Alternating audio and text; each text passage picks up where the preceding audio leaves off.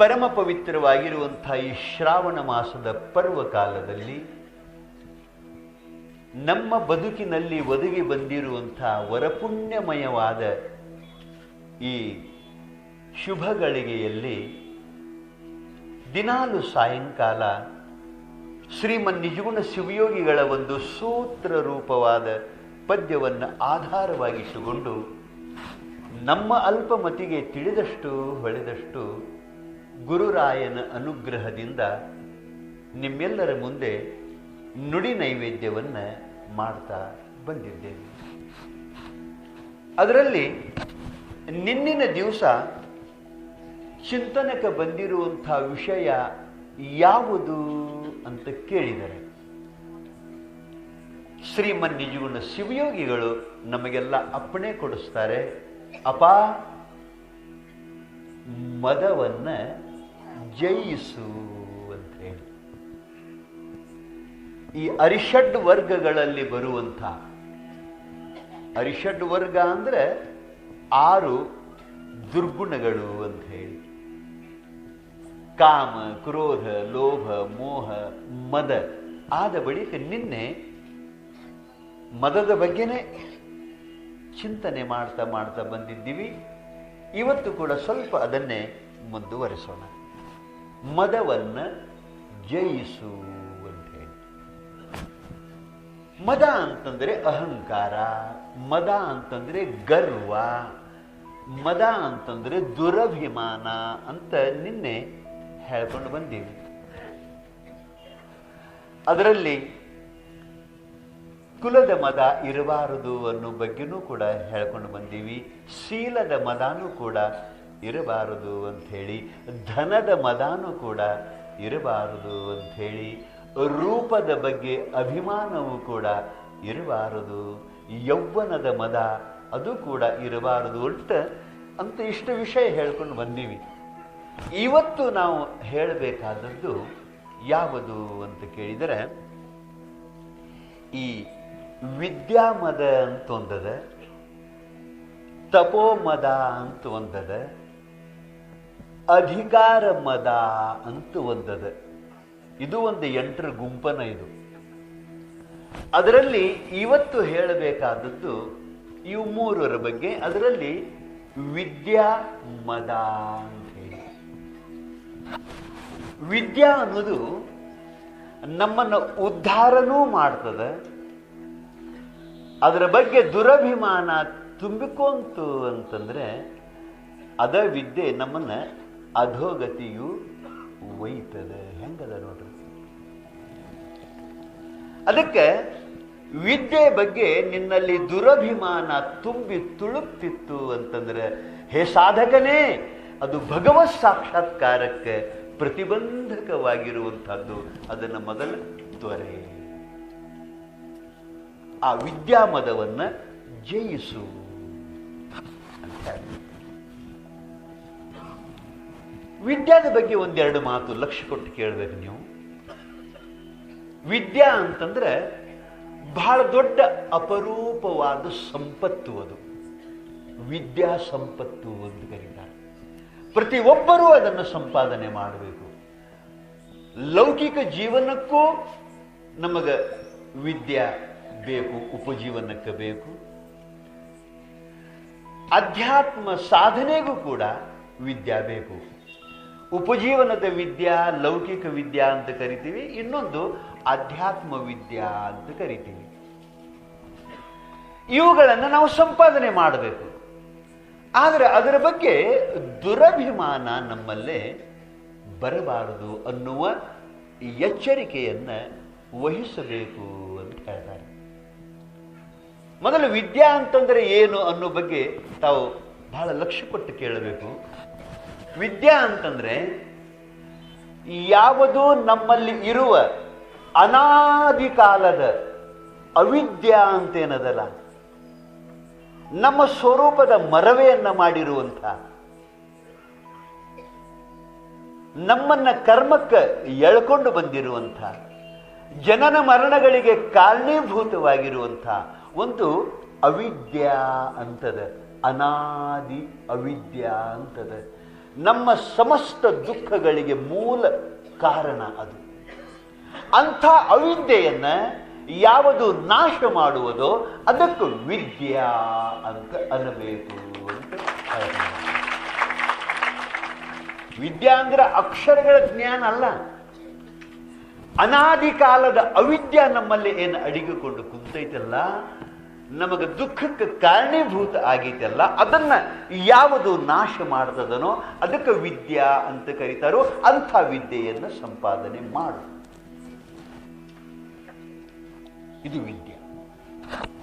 ಆಮೇಲೆ ವಿದ್ಯಾ ಅಂತ ಯಾವುದಕ್ಕೆ ಅನ್ಬೇಕ್ರಿ ಅಂತ ಕೇಳಿದರೆ, ಯಾವುದು ಮನುಷ್ಯನಲ್ಲಿ ವಿನಯವನ್ನ ತಂದು ಕೊಡ್ತದನೋ ಅದಕ್ಕೆ ವಿದ್ಯಾ. ವಿದ್ಯಾ ದದಾತಿ ವಿನಯಂ ಅಂತ ಒಬ್ಬ ಮಹಾತ್ಮ ಹೇಳ್ತಾನೆ. ವಿದ್ಯೆಯು ನಿನ್ನಲ್ಲಿ ವಿನಯವನ್ನ ತಂದು ಕೊಡುತ್ತದೆ ಅಂತ ನಾವು ಮಹಾತ್ಮ. ಅಂತ ವಿನಯವನ್ನ ಯಾವುದು ನಮ್ಮಲ್ಲಿ ತಂದು ತುಂಬುತ್ತದನೋ ಅದಕ್ಕೆ ವಿದ್ಯಾ ಅಂತ ಅನ್ನಬೇಕು. ಮತ್ತೆ ಯಾವುದಕ್ಕೆ ಅನ್ನಬೇಕ್ರಿ ವಿದ್ಯಾ ಅಂತ ಕೇಳಿದರೆ, ಯಾವ ವಿದ್ಯೆ ಗುರು ಹಿರಿಯರನ್ನ ಗೌರವಿಸುವಂಥ ಸದ್ಭಾವನೆ ನನ್ನಲ್ಲಿ ತುಂಬುತ್ತದನೋ ಅದಕ್ಕೆ ವಿದ್ಯಾ ಅಂತ ಅನ್ನಬೇಕು. ಯಾವುದು ತಾಯಿ ತಂದೆಗಳಿಗೆ ಪೂಜ್ಯ ಭಾವನೆಯಿಂದ ಕಾಣುವಂಥ ಒಂದು ಸದ್ಭಾವನೆಯನ್ನು ತಂದು ಕೊಡ್ತದನೋ, ತಾಯಿ ತಂದೆಗಳ ಋಣವನ್ನು ಹೆಜ್ಜೆ ಹೆಜ್ಜೆಗೆ ನೆನಪು ಮಾಡಿಕೊಂಡು ಕೃತಜ್ಞತೆಯನ್ನು ಸಲ್ಲಿಸುವಂತ ಭಾವ ಯಾವುದು ತಂದು ಕೊಡ್ತದನೋ ಅದಕ್ಕೆ ವಿದ್ಯಾ ಅಂತ ಅನ್ನಬೇಕು. ಯಾವುದು ಪ್ರಾಮಾಣಿಕವಾಗಿ ಬದುಕುವ ಸೂತ್ರವನ್ನು ನಮಗೆ ಹೇಳಿಕೊಡ್ತದನೋ ಅದಕ್ಕೆ ವಿದ್ಯಾ ಅಂತ ಅನ್ನಬೇಕು. ಇದು ವಿದ್ಯೆ. ಯಾವುದು ಸುಖಕ್ಕೆ ಸಾಧನ ಆಗ್ತದನೋ ಅದಕ್ಕೆ ವಿದ್ಯಾ. ವಿದ್ಯಾ ದದಾತಿ ವಿನಯಂ ವಿನಯಾದ್ ಯಾತಿ ಪಾತ್ರತಾಂ ಪಾತ್ರತ್ವಾತ್ ಧನಮಾಪ್ನೋತಿ ಧನಾತ್ ಧರ್ಮಂ ತತಃ ಸುಖಂ. ಎಷ್ಟು ಚಲೋ ಹೇಳ್ತಾನ್ರಿ, ಒಂದು ಲಿಸ್ಟ್ ಕೊಡ್ತಾನ. ವಿದ್ಯೆಯು ನಿನ್ನಲ್ಲಿ ವಿನಯವನ್ನು ತಂದು ಕೊಡ್ತದೆ. ವಿದ್ಯಾ ವಿನಯ ಕೂಡಿಕೊಂಡು ನಿನ್ನಲ್ಲಿ ಅರ್ಹತೆಯನ್ನು ತಂದು ಕೊಡ್ತದೆ. ವಿದ್ಯಾ ವಿನಯ ಅರ್ಹತೆ ನಿನ್ನಲ್ಲಿ ಬಂತು ಅಂತಂದ್ರೆ ಒಂದು ಸತ್ಯವಾದ ಶುದ್ಧವಾದ ಕಾಯಕವನ್ನು ಮಾಡುವಂಥವನೇ ಆಗ್ತಿ. ವಿದ್ಯಾ ವಿನಯ ಅರ್ಹತೆ ಕಾಯಕ ನಿನ್ನಲ್ಲಿ ಬಂದ ಬಳಿಕ ಅದರಿಂದ ಧನದ ಸಂಪಾದನೆ ಮಾಡ್ತಿ. ಧನ ಬಂತು ಅಂತಂದ್ರೆ ನೀನು ಉಪಜೀವನವನ್ನು ಹೊಂತಿ ಸತ್ಕಾರ್ಯಕ್ಕೂ ಸಹಾಯ ಮಾಡ್ತಿ. ನೋಡ್ರಿ, ಇವತ್ತು ಎಷ್ಟು ಜನರಿಗೆ ಸನ್ಮಾನ ಆಯಿತು. ಸುಮ್ಮ ಟೈಮ್ ಇಲ್ಲ ಅಂತ ನಾವು ಅವಸರಲೆ ಕೊಟ್ಟಿವಿ. ಆದರೆ ನೆನಪಿಟ್ಟುಕೊರಿ, ಇವರೇನು ಧನವನ್ನು ಸದ್ವಿನಿಯೋಗ ಮಾಡಿದಾರಲ್ಲ, ಇದು ಲಿಂಗ ಮೆಚ್ಚಿ ಅಹುದಹುದನ್ನುವಂಗಾಯಿತು, ಕಾಡಪ್ಪಜ್ಜ ಮೆಚ್ಚುವಂಗಾಯಿತು. ನೆನಪಿರಲಿ ನಿಮಗೆ, ನಮ್ಮ ಕಮಿಟಿಯವರು ಒಂದು ಕುಂಭ ಕೊಟ್ಟರು, ಒಂದು ಕಾಯಿ ಕೊಟ್ಟರು. ಕುಂಭ ಕಾಯಿ ಅಂದ್ರೆ ಏನಂದ್ರಿ ನೀವು? ಕುಂಭ ಅಂದ್ರೆ ಘಟ. ಘಟ ಅಂತಂದ್ರನ ಕಾಡಪ್ಪಜ್ಜನ ಇನ್ನೊಂದು ರೂಪ, ಅವನ ದೇಹ ಘಟ. ಘಟ ಅಂದ್ರೆ ಈ ಶರೀರಕ್ಕೂ ಘಟ ಅಂತಾರ ನೋಡ್ರಿ. ಯಾರ ಒಬ್ರೆ ಘಟ ಹೋತಲ್ರಿ ಎತ್ತಿರ್ತಾರ ನೋಡ್ರಿ. ಓರು ಘಟ ಅಂದ್ರೆ ಶರೀರ. ನಿಮ್ಗೆ ಎಷ್ಟು ಮಜಾ, ಎಷ್ಟು ಸಾಂಕೇತಿಕ ವಿತರಣೆ ಮಾಡಿದ್ರು. ನಮ್ಮ ಕಮಿಟಿ ಅವರಿಗೂ ಕೂಡ ವಂದನೆಗಳನ್ನು ಹೇಳಬೇಕು ನಾವು. ಏನಾರ ಕೊಟ್ಟರು ಏನಾಕಿತ್ತು ಏನೋ, ಆದರೆ ಕುಂಭ ಘಟ ಕೊಟ್ಟರು. ಅದರ ಅರ್ಥ ಏನು ಅಂತ ಕೇಳಿದರೆ ಅದು ಕಾಡಪ್ಪಜ್ಜ. ಕಾಯಿ ಅಂತಂದ್ರು, ಕಾಯಿ ಕಾಯ ಅಂದ್ರೆ ಶರೀರನ ಕಾಯ. ಮತ್ತೆ ಕಾಯಿ ಅಂತಾರೆ. ಕಾಡಪ್ಪಜ್ಜ ಇವರು ಅನ್ನ ದಾಸೋಹಕ್ಕೆ ಸಹಾಯ ಮಾಡ್ಯಾರು, ಜ್ಞಾನ ದಾಸೋಹಕ್ಕೆ ಸಹಾಯ ಮಾಡ್ಯಾರು, ಅಪಾರ ಸೇವಾ ಮಾಡ್ಯಾರು. ಅದಕ್ಕೆ ಘಟರೂಪದೊಳಗೆ ನಿನ್ನ ಕೊಡ್ತೀವಿ ಮತ್ತು ಸಾಂಕೇತಿಕ ಕಾಯಿ ಕೊಡ್ತೀವಿ. ಯಾವತ್ತೂ ಅವ್ರ ಮನೆಯಾಗಿ ಇದ್ದುಕೊಂಡು ಅವ್ರನ್ನ ಕಾಯಿಪ, ಅವ್ರನ್ನ ರಕ್ಷಣೆ ಮಾಡಪ್ಪ ಅನ್ನುವ ಸಂಕೇತದೊಳಗೆ ಅದನ್ನು ಕೊಟ್ಟಿರಲ್ಲ. ಪಡೆದವರೇ ಭಾಗ್ಯವಂತರು.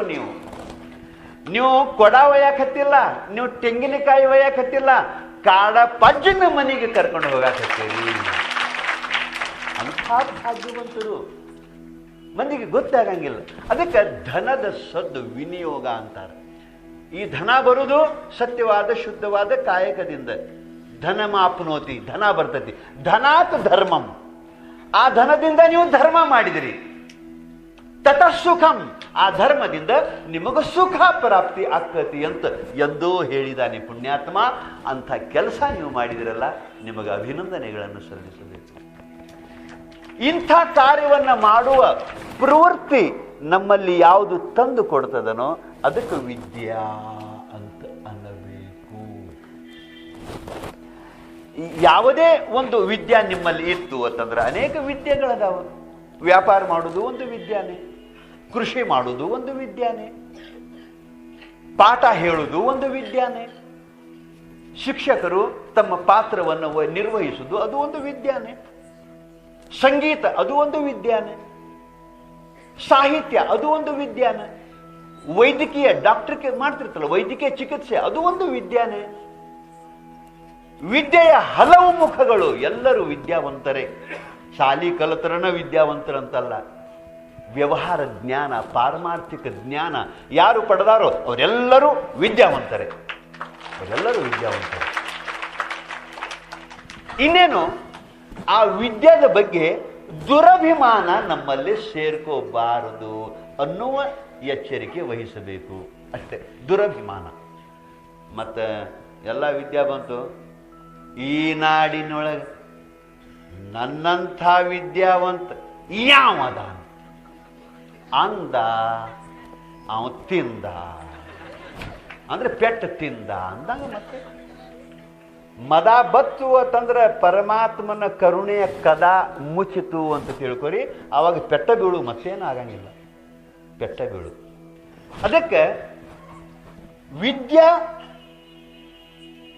ಕಲಿಬೇಕು, ವಿದ್ಯಾ ಸಂಪಾದನೆ ಮಾಡಬೇಕು. ಅದರ ಬಗ್ಗೆ ದುರಭಿಮಾನ ತಾಳಿ ನನ್ನಂಗೆ ಯಾರದಾರು ಅಂತ ಅಂತೀವಿ ಅಂತಂದ್ರೆ ಅದು ಅಧೋಗತಿಗೆ ಒಯ್ತದೆ. ಇದು ನೀವು ಬರೀ ಲೌಕಿಕ ವಿದ್ಯಾದೊಳಗೆ ಅಷ್ಟ ಅನ್ಬೇಡ್ರಿ, ಅಧ್ಯಾತ್ಮ ವಿದ್ಯಾದೊಳಗೂ ಕೂಡ ಗರ್ವ ಭಾಳ ಬರ್ತದೆ.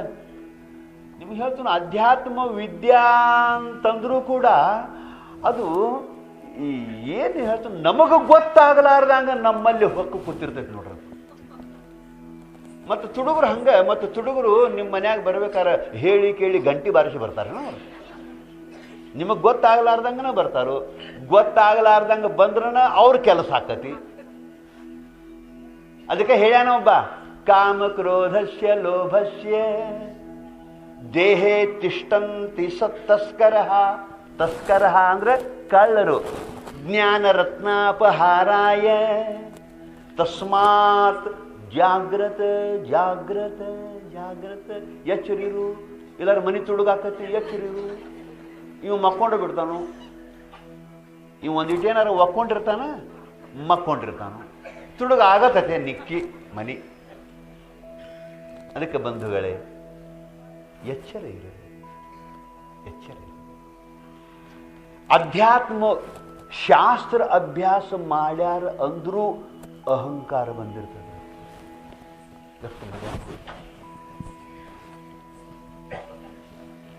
ಅಹಂಕಾರ ಬತ್ತ.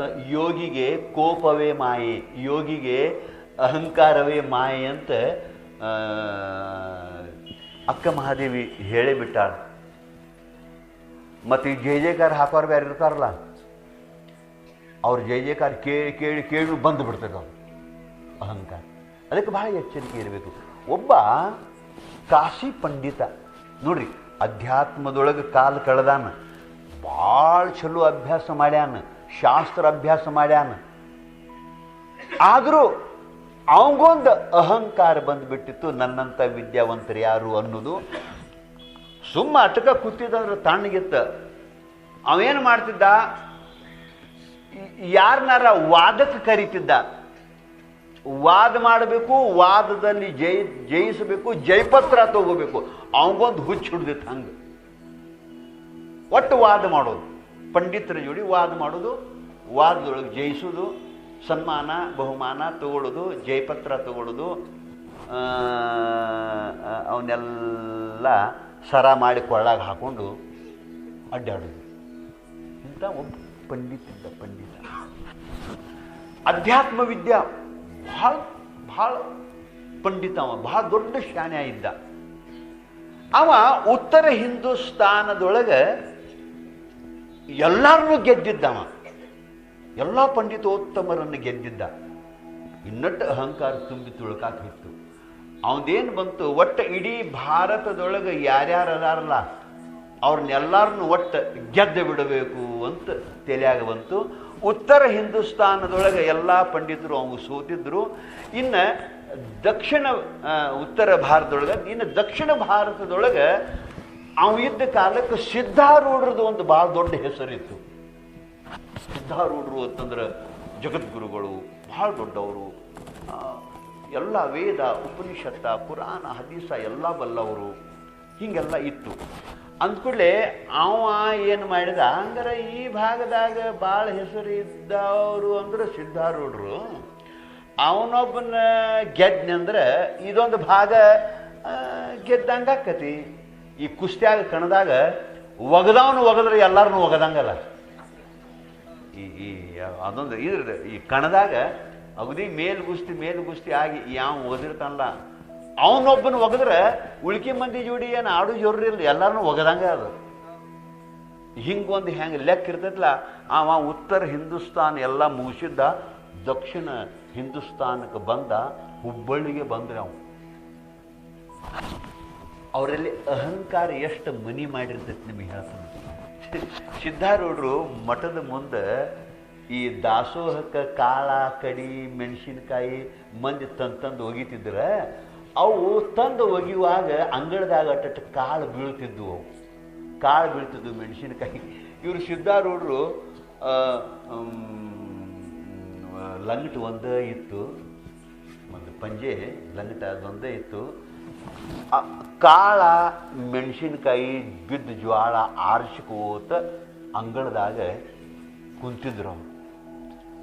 ಬೆಳಗಿನ ಶಾಸ್ತ್ರ ಮುಗಿದು ಹೋಗಿತ್ತು, ಮಧ್ಯಾಹ್ನಕ್ಕೇನೋ ಪ್ರಸಾದ ಟೈಮ್ ಇತ್ತು.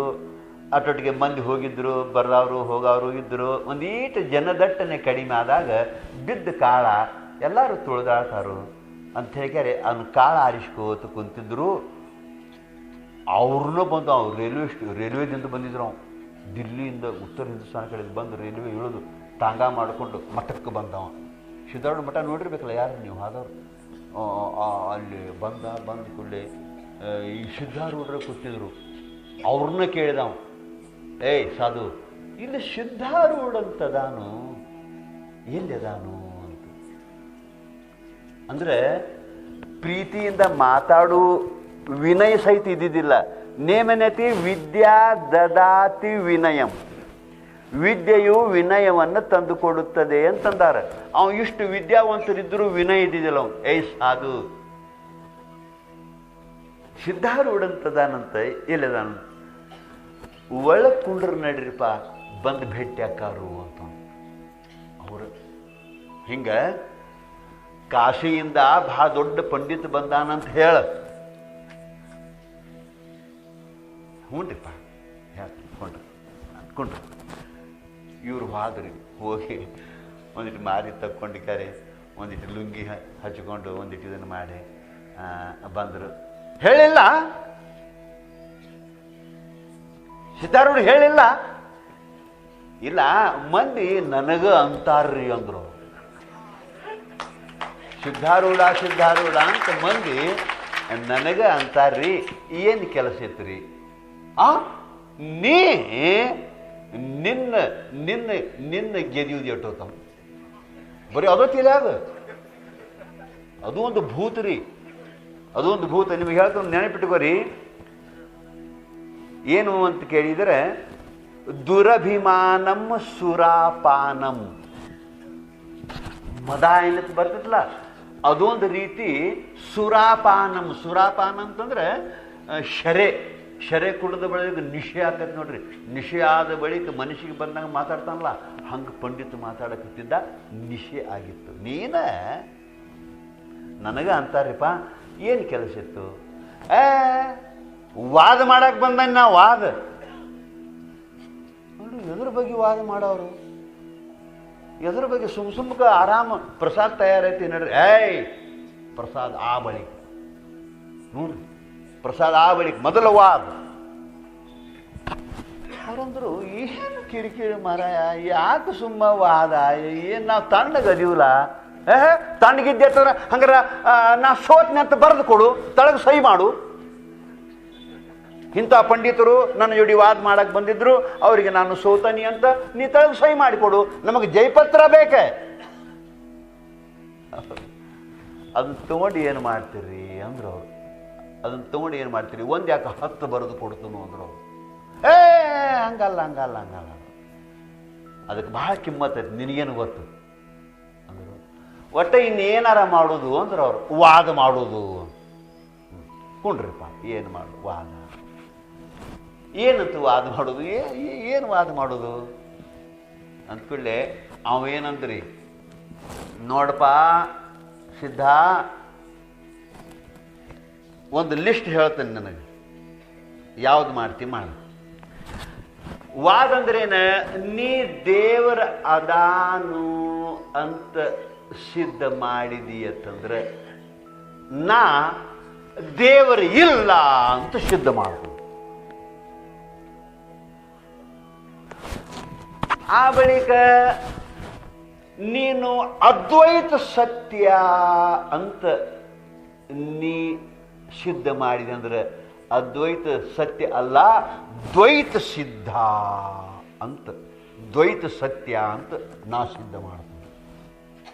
ನೀ ಮತ್ತೆ ಉಲ್ಟಾ ಮಾಡಿದೆ ಅಂದ್ರೆ ಅದಕ್ಕೂ ತಯಾರೇನ ನಾವು.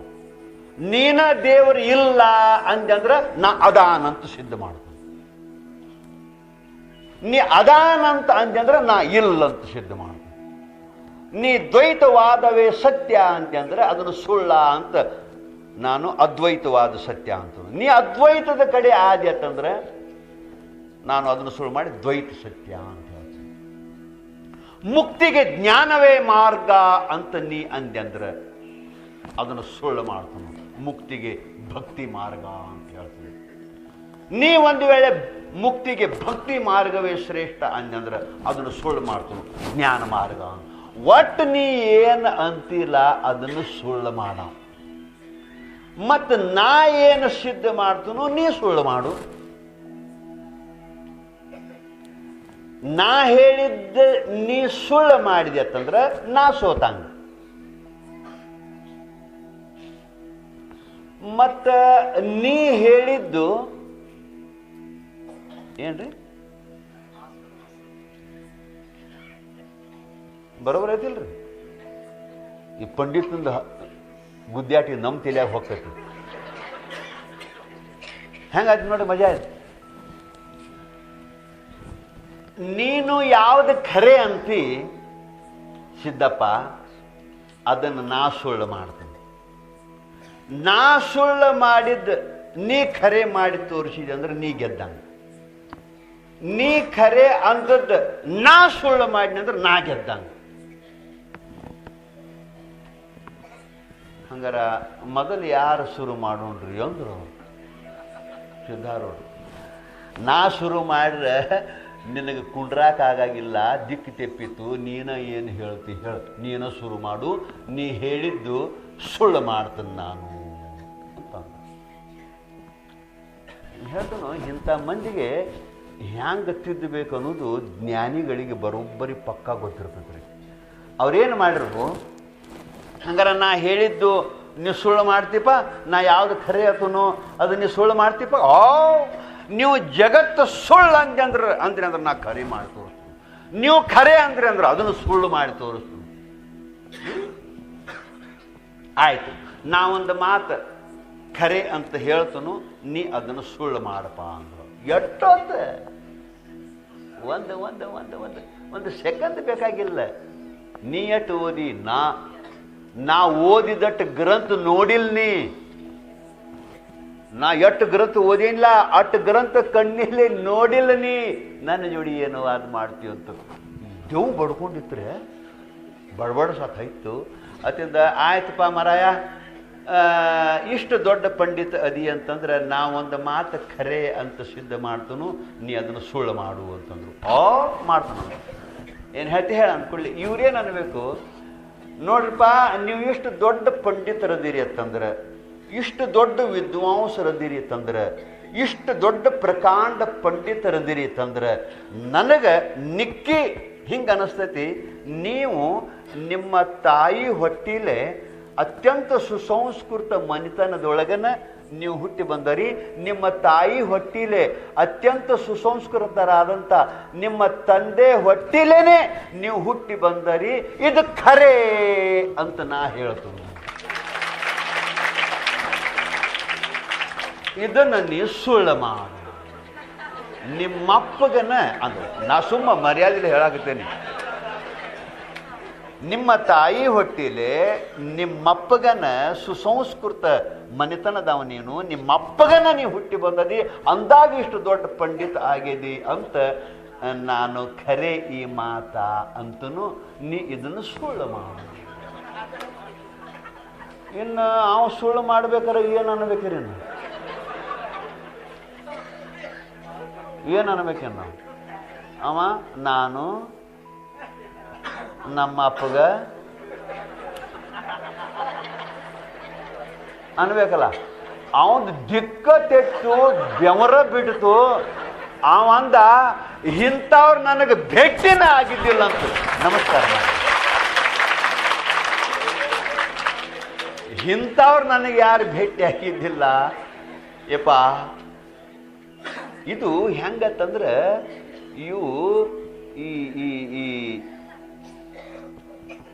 ಈ ಪತ್ತಾರ ಮನ್ಯಾಗೂ ಸುತ್ತಿಗಿರ್ತಾವು, ಕಂಬಾರ ಮನ್ಯಾಗೂ ಸುತ್ತಿಗಿರ್ತಾವ ನೋಡ್ರಿ. ಪತ್ತಾರ ಮನ್ಯಾಗ ಸಣ್ಣ ಇರ್ತಾವು, ಕುಟು ಕುಟು ಕುಟು ಕುಟು ಮಾಡ್ರಿ ಅವು ಸಾಮಾನು ತಯಾರಾಕವು ಈ ಪತ್ತಾರ ಮನ್ಯಾಗ. ಈ ಕಂಬಾರ ಮನ್ಯಾಗ ಇರ್ತಾವ ನೋಡ್ರಿ ಸುತ್ತಿಗೆ, ಅವು ಅವು ಪತ್ತಾರದಂಥ ಸುತ್ತಿಗೆ ನಡೆಯಂಗಿಲ್ಲ ಅಲ್ಲಿ. ಅವು ಕುಟು ಕುಟು ಕುಟು ಮಾಡಿ ಏನೂ ಆಗಂಗಿಲ್ಲ. ಅಲ್ಲಿ ದೊಡ್ಡ ಅಡ್ಡೂನು ಬೇಕವು. ಯಾಕೆ ಕೆಬ್ಬಣ್ಣು ಬಿರುಸ ಮನಗಂಡ ಬೇಕಲ್ಲ. ಅಂಥ ಕೆಬ್ಬಣ್ಣ ಕಂಪನಿಗೆ ಇಂಥವ್ರ ಬೇಕು. ಕೆಬ್ಬಣ್ಣ ಕಂಪನಿ ಇದೆಲ್ಲ. ಅವನೊಂದು ಬೆವರು ಬಿಡ್ತೀರಿ ನಿಮಗೆ ಹೇಳ್ತನು, ಯಪ್ಪಾ ನನಗೆ ನಿನ್ನಂತ ಭೇಟಿ ಆಗಲಿಲ್ಲ ಅಂದ್ಕೊಳ್ಳಿ. ಸಿದ್ಧಾರೂಢ್ರ ಅಂದ್ರಂತೆ, ಏನು ಹುಚ್ಚದಿಯೋ ಮಾರಾಯ, ಎಷ್ಟು ಅಪಾರ ವಿದ್ಯಾ ಸಂಪಾದನೆ ಮಾಡಿದಿ. ದ್ವೈತ ಸಿದ್ಧಾಂತ ಓದ್ಕೊಂಡದಿ, ಅದ್ವೈತ ಸಿದ್ಧಾಂತ ಓದ್ಕೊಂಡದಿ, ಶಂಕರ ಸಿದ್ಧಾಂತ ಓದ್ಕೊಂಡದಿ, ಜಗತ್ತು ಸತ್ಯ ಅನ್ನೋದು ಓದ್ಕೊಂಡದಿ, ಜಗತ್ತು ಮಿಥ್ಯಾ ಅನ್ನೋದು ಓದ್ಕೊಂಡದಿ, ಜೀವೋ ಬ್ರಹ್ಮೈವ ನಾಪರಹ ಅನ್ನೋದು ಓದ್ಕೊಂಡದಿ. ಇಷ್ಟು ಓದ್ಕೊಂಡ್ರೂ ಕೂಡ ಅದರ ಅರ್ಥದ ಅನುಸಂಧಾನ ಮಾಡಿ ಜೀವನ್ಮುಕ್ತಿ ಸುಖ ಪಡೆದು ಬಿಟ್ಟುಕರೆ ಏನು ವಾದಕ್ಕೆ ಇಳಿದಿಯೋ ಮಾರಾಯ, ಉದ್ಧಾರ ಆಗಂಗಿಲ್ಲ ನೀನು ಅಂತಂದ್ರು. ಯಪ್ಪಾ ನಾ ಬಿಟ್ಟು ಹೋಗಂಗಿಲ್ಲ ನಿನ್ನ ಪಾದ, ನನ್ನ ಉದ್ಧಾರ ಮಾಡು ಮೊದಲು. ಬರೇ ನನ್ನ ಮನಸ್ಸಿಗೆ ಶಾಂತಿ ಇಲ್ಲ, ಇಟ್ಟು ಓದಿದ್ರು ನನಗೆ ಶಾಂತಿ ಇಲ್ಲ. ಶಾಂತಿ ಅಲ್ಲ, ನಿನಗೆಲ್ಲಿ ಶಾಂತಿ, ಬರೇ ವಾಂತಿನ ಅಂದ್ರು. ಓದಿದ್ದೆಲ್ಲ ವಾಂತಿನ ಮಾಡೋದು. ಬರೀ ವಾ ವಾ ವಾ ಅಂದ್ರೆ ವಾದ, ವಾ ಅಂದ್ರೆ ಮತ್ತೇನು ವಾದ. ಅದಕ್ಕೆ ಯಪ್ಪ ವಾದದೊಳಗೆ ಅರ್ಥ ಇಲ್ಲ, ಅರ್ಥದ ಜ್ಞಾನ ಮಾಡಿಕೊಂಡು ಉದ್ಧಾರ ಆಗು ಅಂತ ಹೇಳಿ ತತ್ವಮಸಿ ಮಹಾವಾಕ್ಯದ ಉಪದೇಶವನ್ನು ಮಾಡಿದರು ಅಂತ ಬರ್ತದೆ.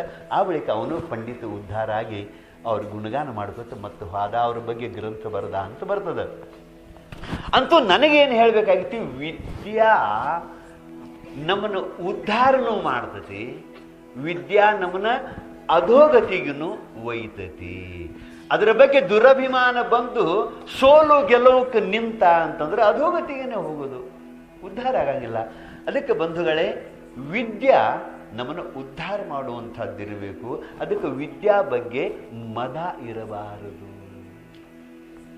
ವಿದ್ಯಾ ದದಾಂತಿ ವಿನಯಂ, ವಿನಯವಂತನಾಗಿರು, ಬಾಗಿದ ತಲೆ ಮುಗಿದ ಕೈಯಾಗಿರಿಸು ಕೂಡಲ ಸಂಗಮ ದೇವ ಅಂತಂದಾಗ ಬಸವಣ್ಣಂಥ ಬಸವಣ್ಣವರು ಕೂಡ ಎಷ್ಟು ವಿನಯ ಮೂರ್ತಿಯಾಗಿದ್ದರು. ಹಂಗೆ ಒಂದೀಟು ವಿದ್ಯಾ ಬಂದಿತೇನ ಆದೀತೇನ. ಅದಕ್ಕೆ ವಿದ್ಯಾ ಬಗ್ಗೆನೂ ದುರಭಿಮಾನ ಇರಬಾರ್ದು ಅನ್ನುವಂಥದ್ದು.